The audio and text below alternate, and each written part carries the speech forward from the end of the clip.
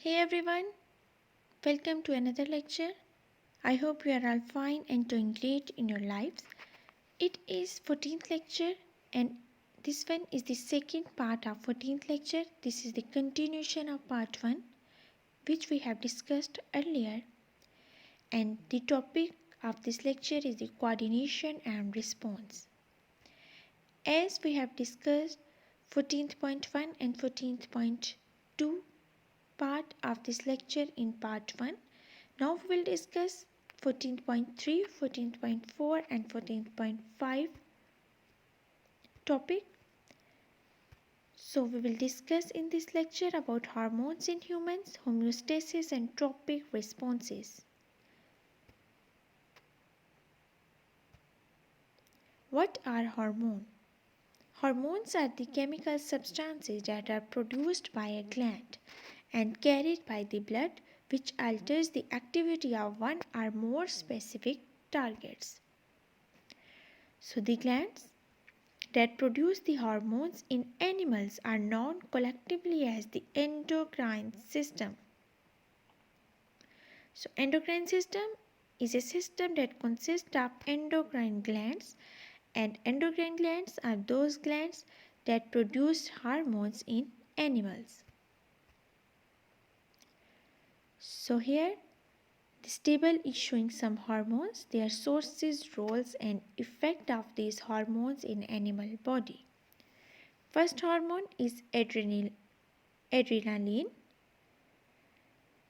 Adrenaline is a hormone that is produced from adrenal glands, and role of this hormone is that it readies the body for a fight or flight response. So its role is in fight or flight response. What is its effect? Its effect is that it increases the heart and breathing rates, and it also increases the blood flow to the muscles. If we talk about the insulin, then the source of insulin, as we all know that, is the pancreas.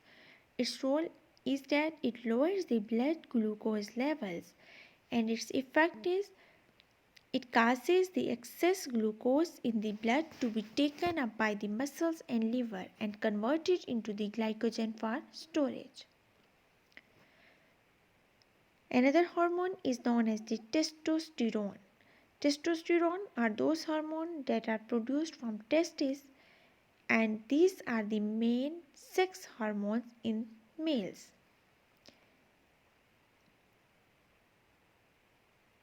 They are involved in the development of secondary sexual characteristics in males because they are main sex hormones of the males.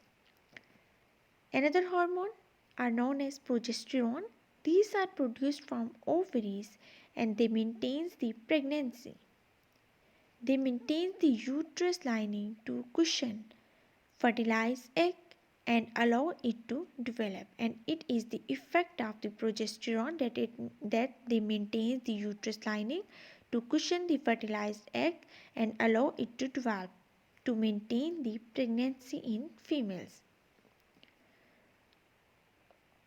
Other hormones are known as estrogen hormone, which are produced from ovaries, and these are the main sex hormones in the females. So main sex hormones in the females are estrogen, while the main sex hormones in the males are testosterones. So estrogen cause the development of secondary sexual characteristics in the females, and they also control the menstrual cycle. So we talk about adrenaline, insulin, testosterone, progesterone and estrogen.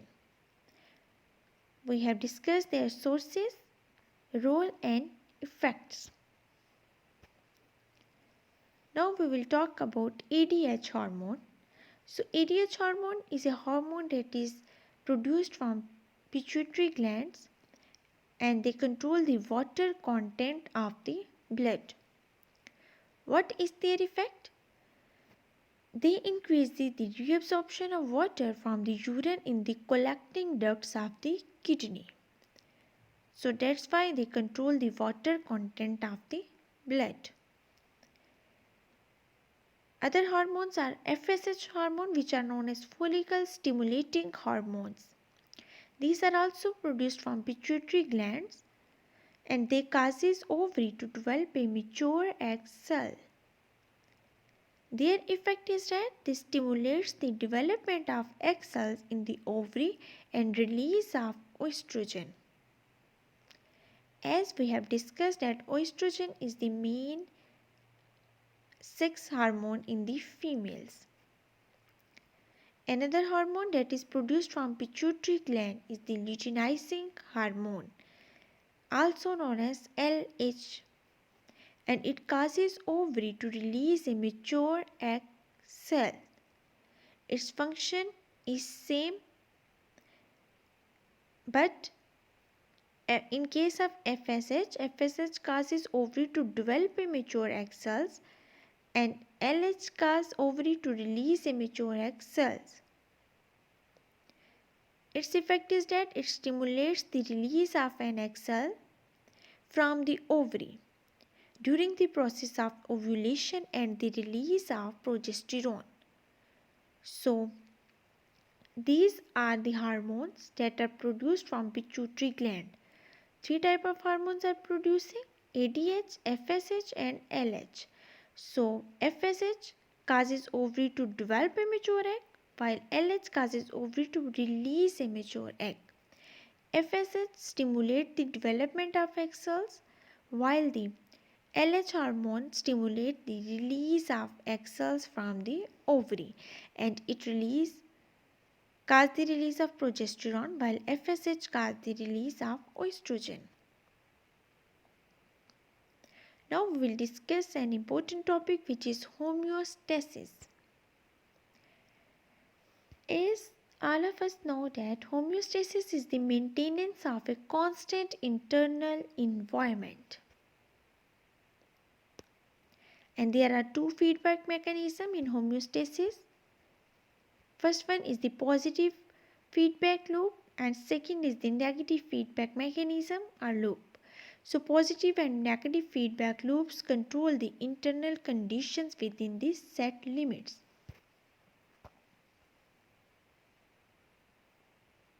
So there are two feedback systems in the body, positive and negative feedbacks, and they help in the homeostasis or maintenance of a constant internal environment.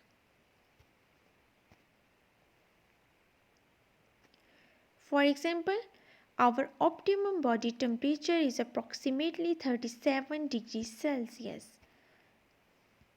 So what is the optimum body temperature? It is 37 degrees Celsius and it is the set value or limit. So if the temperature goes beyond 37, then negative feedback brings it back down. So if the temperature is going beyond 37, then there will be a negative feedback mechanism that will bring it back. But if the temperature falls below 37, then positive feedback brings it back up. So the main difference in positive and negative in this case is that if the body temperature goes beyond 37, then negative feedback activates and it brings it back down. But if the temperature falls below 37, then there is positive feedback system that brings it back up. Regulation of blood sugar. Blood glucose levels are monitored and controlled by the pancreas. So pancreas control the blood glucose levels. Pancreas produces and releases different hormones depending on the blood glucose level. Insulin is a hormone that released when blood glucose levels are high. The liver stores excess glucose as glycogen. We know that liver stores excess glucose in the form of glycogen, and insulin is released when blood glucose levels are high.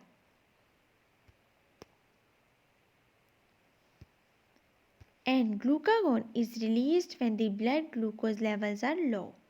And the liver converts stored glycogen into the glucose and releases it into the blood.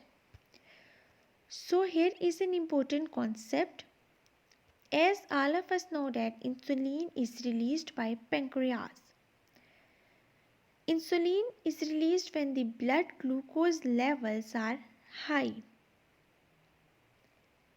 And then liver stores excess amount of the glucose as glycogen. But when blood glucose levels are low, then glucagon is released from the pancreas and the liver converts stored amount of the glycogen into the glucose and releases the glucose into the blood. Now we will talk about an important topic, which is the diabetes. So diabetes is a condition in which the blood glucose levels remains too high. So if there is high amount of the glucose in the blood, then this condition is known as diabetes. So diabetes can be treated by injecting the insulin. And if there is an extra amount of insulin, then extra insulin causes the liver to convert glucose into glycogen, which reduces the blood glucose level. As we know that there are two types of diabetes, type 1 diabetes and type 2 diabetes. So these two types are different from each other. Type 1 diabetes is different and type 2 diabetes is different. And there is some difference in between them.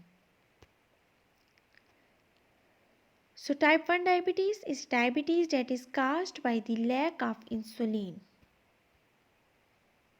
So if there is a lack of insulin, then this diabetes is known as type 1 diabetes. What are the symptoms of type 1 diabetes?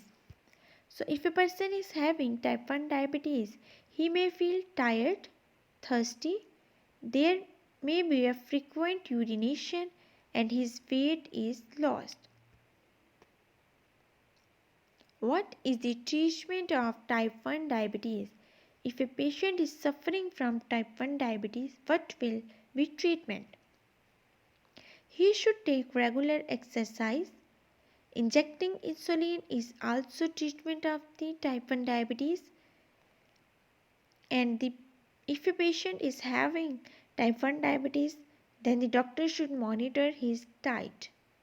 So we can see that by regular exercise and by good diet and health, we can treat the type 1 diabetes. Maintenance of internal body temperature.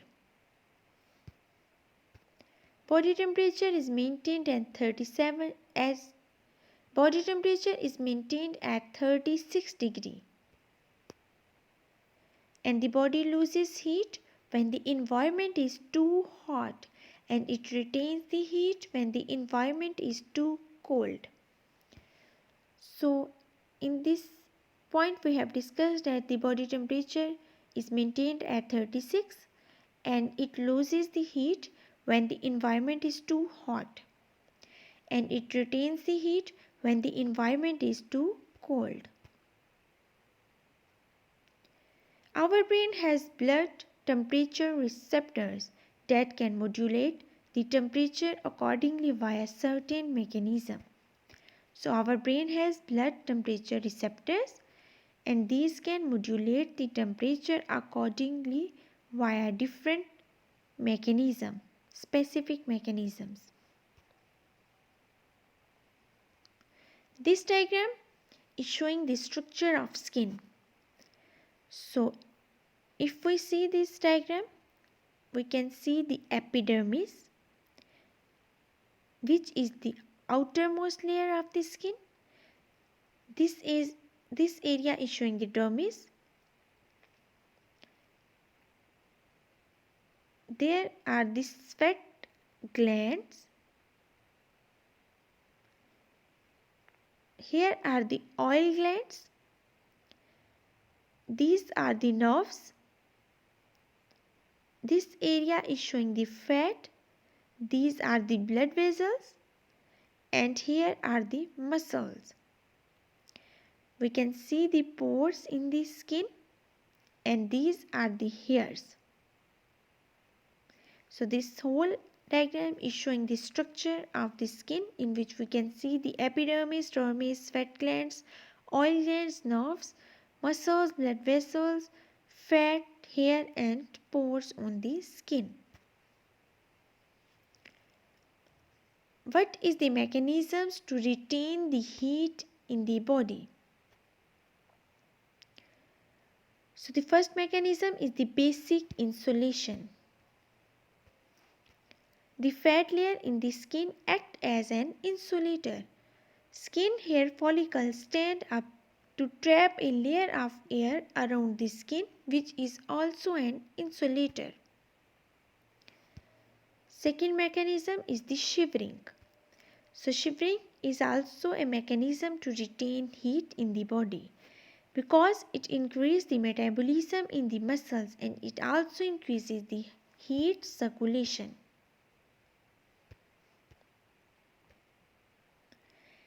Third mechanism to retain the heat is vasoconstriction.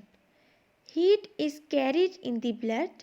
If the blood goes near the skin surface, then heat radiates out of the body. Constriction of the skin arterioles reduce the amount of blood flowing near the skin surface to retain heat in the blood. So these three mechanisms are the mechanisms to retain the heat in the body. First one was the basic insulation, second was shivering, and third one was vasoconstriction. Now we will discuss the mechanisms.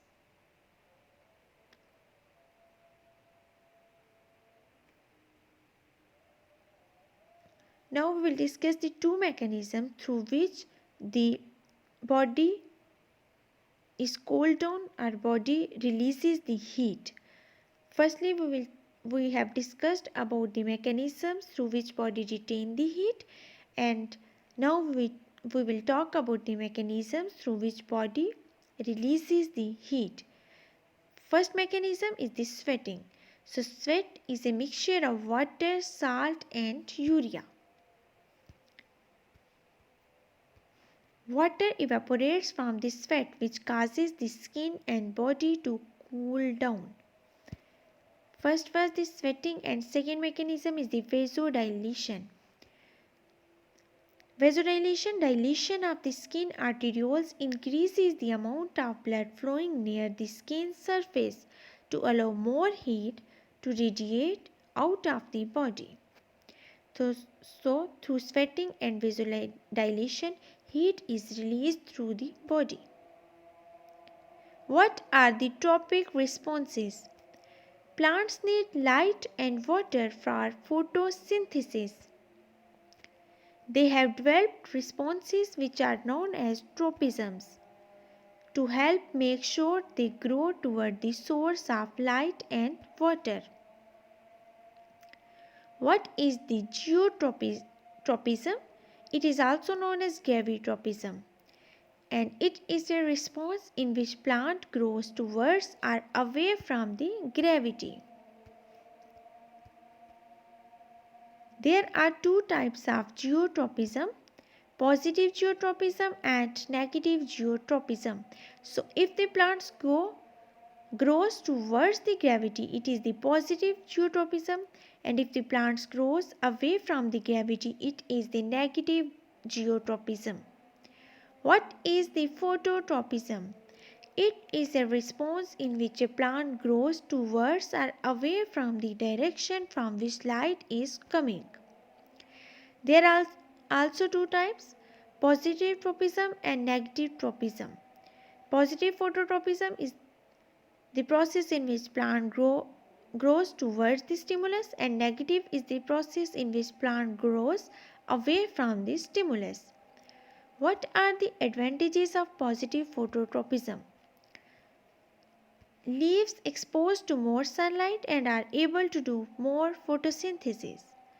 Flowers can be seen by the insects for pollination, and the plant gets higher for better seeds and dispersal. Advantages of positive geotropism. By growing deeply into the soil, the root fixes the plant into the ground firmly. Roots are able to reach more water, and the roots have a larger surface area for more diffusion and osmosis. What are auxins? So, auxins are the plant growth substances. They are produced by the tips of root shoots and plants. Auxins will always move away from the sunlight and towards the gravity.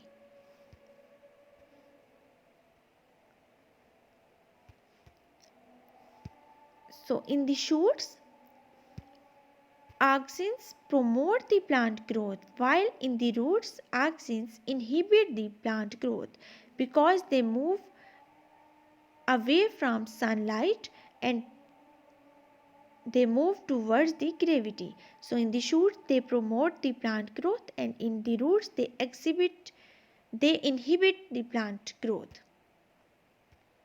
What is the synthetic hormone 2,4-D? So, this synthetic hormone is similar to the auxins. Spraying these on plant cause the uncontrolled growth which can kill the plants. Therefore, these hormones are used as weed killers and are also selective. This means that they work better on some plant species than other. So that's all about the lecture 14th. In this lecture we have discussed the part 2 of the 14th lecture. I hope you have better understanding of lecture now. Thank you.